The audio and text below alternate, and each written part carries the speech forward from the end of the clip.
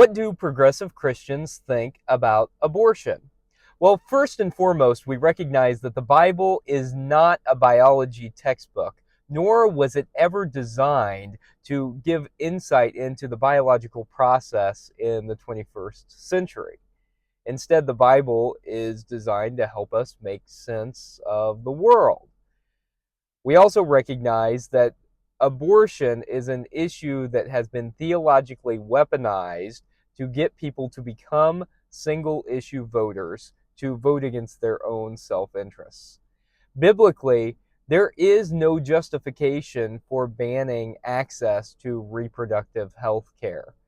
Sure, there are scriptures in the Bible that talk about a fetus in utero. Take, for instance, Psalm 139, where we hear the psalmist say, "You knit me together in my mother's womb."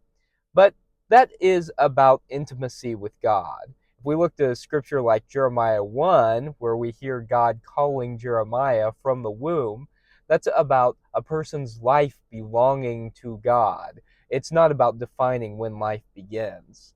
The Bible does kind of define when life begins. In Genesis 2, verse 7, we see that God breathes life into Adam, into humanity, and whenever Adam takes a breath, he is then alive.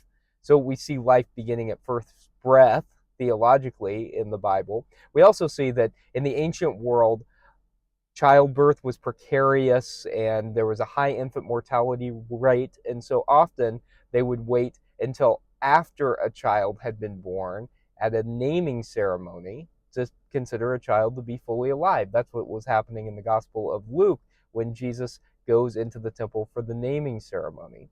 So progressive Christians recognize that the issue is complicated and that the Bible actually defines life later than we do today, not earlier.